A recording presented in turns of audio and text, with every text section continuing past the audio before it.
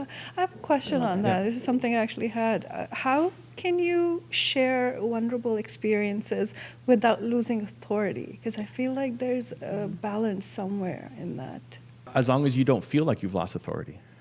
Like vulnerability, you're then saying vulnerability is a bad thing and you lose authority. What I'm trying to understand is that how vulnerable should you be so that people don't think you've lost it? Do you understand? I do. It's all in the storytelling. Okay. So if you want to show your authority, you've already done some things. Yeah, yeah. But now you're struggling with something. Yeah. And here's what you're going to try to do to get out of it. Yeah. And then you haven't solved it yet, but I'm going to go for it. Like if she came in fourth place at the conference or the event, and she's going to go for it, if anything, it just builds more. Like, I can't believe you're doing this. Like, I'm rooting for you. Yeah. It doesn't negate her authority. Right. She lost a couple. Like, what's her alternative? Just never compete again, never get on stage again, never talk about it. Mm-hmm. As long as you don't feel weaker because of it, that's what actually connects you to. Like, who's your favorite podcaster? Who do you love to listen to? A mainstream person that we might know. It's not mainstream, but I like to listen to Jesse Elder. Okay.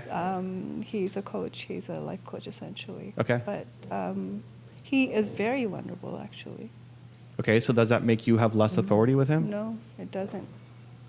Right. So essentially you're saying that it comes from you. It doesn't come from outside you. That people don't... Yeah, it's just an insecurity. It's like, how will I be judged? Yeah. I need to be a certain way. Yeah. Which was like her showing up with her dog to the first event. It's like, oh, I'm going to be judged in a really negative way. That's right. And maybe some people do. Yeah. I'm sure some people were like, WTF is this giant dog doing here? Yeah. Oh my God, you have a disability. That's crazy. Like, it's not all roses and rainbows either. Yeah, yeah. Right? And it's the willingness to move forward, because some people will listen to your speech and say, I don't like that. Yeah, I'm sure. Great. Yeah. Your intent is not to upset people. Your intent is not to piss people off. Yeah. Some people won't resonate. Cool. But if you play too vanilla and never share anything, you don't accomplish anything. And so if you looked at the people that you looked up to and respected, I'm not familiar with his work, but you'll probably find a lot of vulnerability baked into there. So if it doesn't reduce his authority with you, then why? Why would it be? It's just a insecurity, right? It's just a mindset. Yeah. And we all have it too, by the way. Like, nobody likes to say the things that they're... That's why I said Reggie's video or speech was the most courageous, because she's still dealing with it. She hasn't solved it yet. It's way easier to talk about what happened 5 years ago, 10 years ago. If you got on stage, it's like, I don't know what I'm doing. Yeah. I thought I wanted to be a speaker. Like, if she started that, I mean, it doesn't really align with the message necessarily, but if it's like, go for your dreams, the best thing to do is show me you now being scared and unsure and still going for it, because that's crazy. I think that's why I like Q&As at the end of speaking engagements so much, because people will ask questions. Like at my most recent one, the first question was, were you ever afraid to speak on stage? Were you ever nervous to do this? And I was like, oh, I'm nervous every time still. This wasn't a dream that I had. I started doing it because I was afraid. And they were like, what? Really? We thought you were doing it since you were like 3. I'm like, no way. No, it's not easy, and every time is hard. And so I think what I'm hearing from you is I have to find a way to put some of that reality content in now, not just when someone asks the right question at the right moment, but in my actual content as well. Yeah, and one idea, and then we'll get back to content. Leaning into your personal style is how you're going to win. So I love fireside chats, Q&A the best. Whenever I'm doing speeches, I just came back from Arizona and then Boston, and then did 2 virtual live events to, 600 people or something.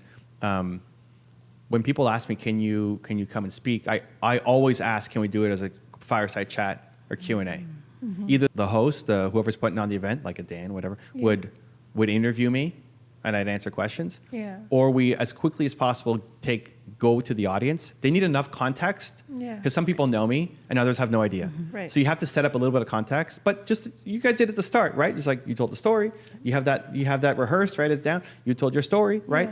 You tell it quickly, you get a little bit of context, maybe there's a video or whatever.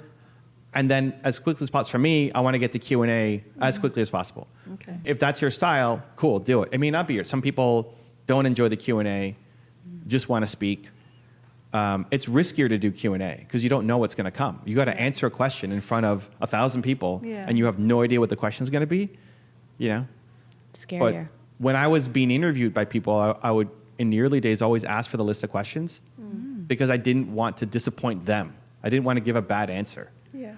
But then you end up giving like a rehearsed answer, Yeah. right? And so I leaned into, okay, I'd rather, again, scary, difficult, hard. It's scarier, so I have to do it now just because it's harder. Now I have to do it. But you actually get better at, so when people send their questions, like, don't send me questions. Even like, what are we going to talk about? I don't know. Hopefully something good. You're not going to ask me about gardening or something. I mean, you might, but I don't have a good answer for you.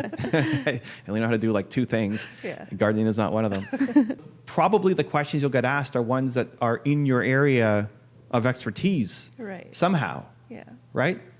And for me, those are the most fun to answer because you're actually helping somebody. And the best speakers are the ones who also do coaching, because speaking is coaching at a group scale with no feedback. Just like writing a book. Writing a book is even harder than speaking to do it well because you're coaching people at scale with no feedback. So you have to handle every objection.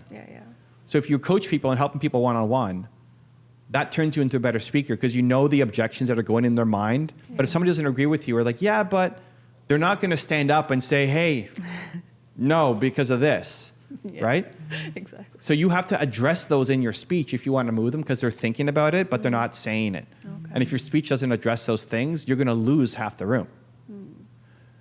And even worse for a book, because at least as a speaker, you can kind of see the audience, and if they're reacting or if they're like on their phones or they're doing something else, you can kind of see. With a book, you have no idea until it's done, and then you see the Amazon reviews, right? So the more you can help people, it'll turn you into a better speaker and a better author and a coordinator, all of it. But content, you're speakers, so you should be making videos every day. Like your greatest asset is your speaking. It's not about all of the lights and the cameras and like you don't need 4 cameras on you and 3 lights and microphones and like this is great. It's nice though, isn't it? It's great every now and then, right? Or speaking on stage or whatever. But it doesn't have to be all polished and fancy and geared up because the message is the thing that matters the most. Right.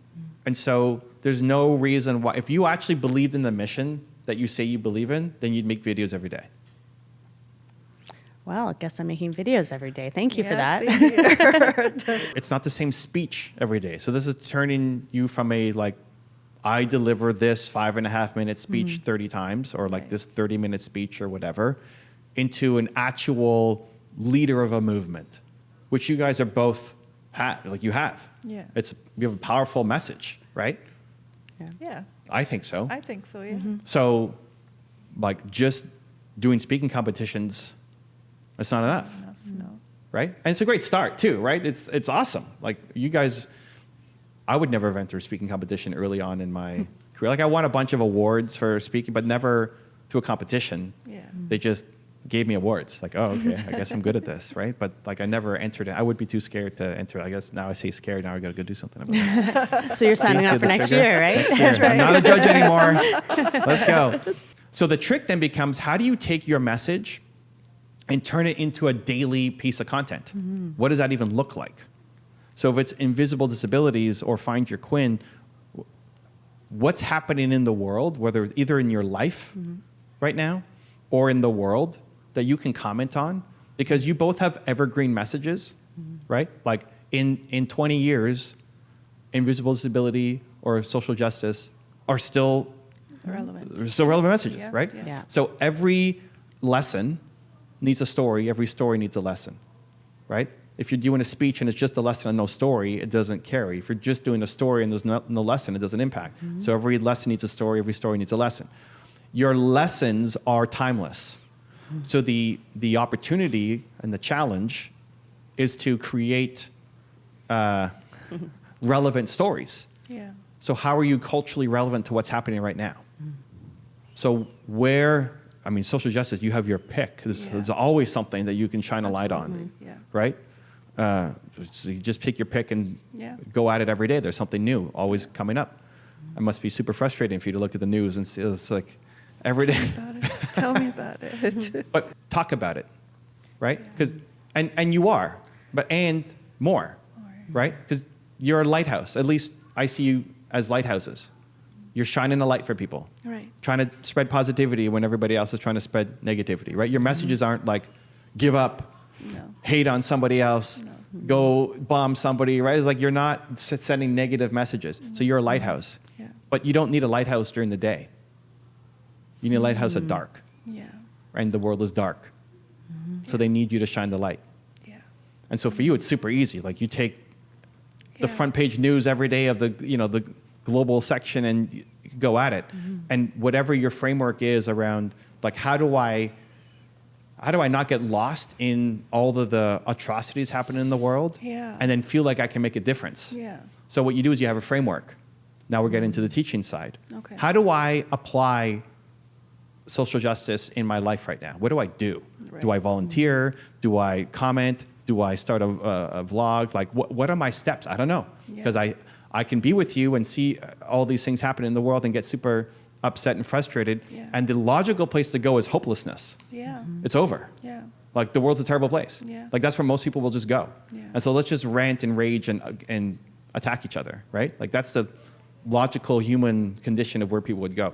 So you then need to take me there, but then show me a path out. So you have a framework. I don't know what the framework is, or maybe you're still developing it. And again, it always gets better. But when I get frustrated at something happening in the world, what am I supposed to do, Rimsha? What do I do with that information? Yeah. Right? And so you guide me and give me a path out. And you can just take your pick every day. And so you're applying that timeless framework to a culturally relevant story right now. Right. So for you, it's super easy, like daily content. You could even just screen share. Go to CNN.com, Yeah. load the article, Talk. have your face like a Zoom screen share, and talk about the thing and how frustrating it is, Yeah. right or wrong, and then tell me what am I supposed to do? Not just leave me upset and raging, but like, okay, then if you're frustrated too, here's what we need to do. Not just like what the president needs to do, but what can I do? Besides waiting till the next election to vote, right? That's like, what do I do right now? What am I supposed to do? Yeah. So that I feel like even if it's a minor difference, I'm still making a difference instead of just being upset, right? And maybe you have that, or maybe there's still things that you can work on, right? Yeah, I do have something. Great. So you take that framework and then apply it to whatever the cause is of the day. That's an easy daily video for you, Yeah. right? For you, it's not as easy as going to the front page of CNN and then like commenting. But similarly, first of all, like, what is invisible disability? And then how do I reframe that to realize that I have something in my life as well that's not narcolepsy, but like something else.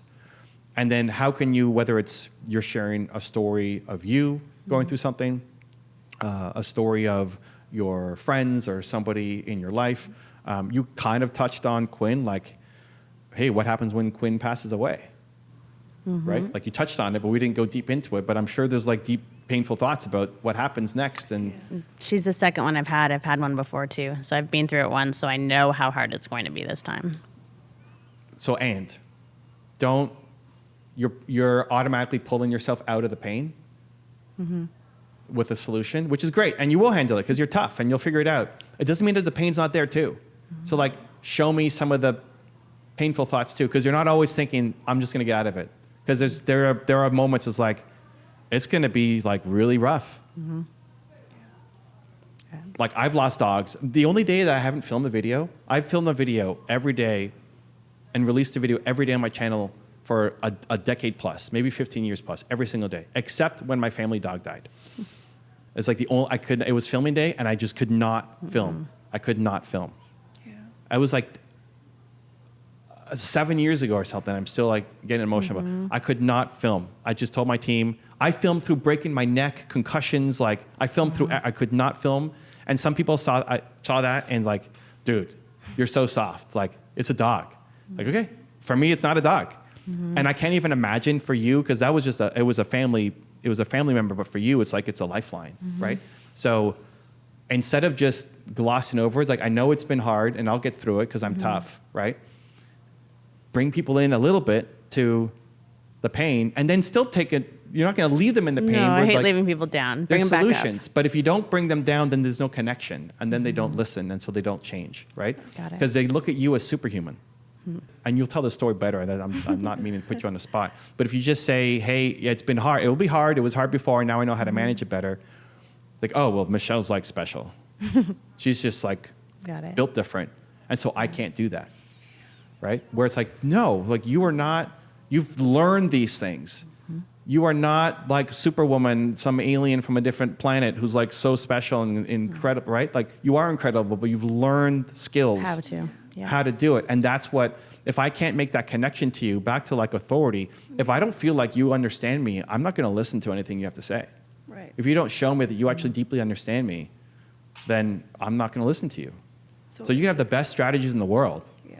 but it's like you're over here. I don't even know what you're talking about right now. Like I'm struggling with this right now. Right. Right?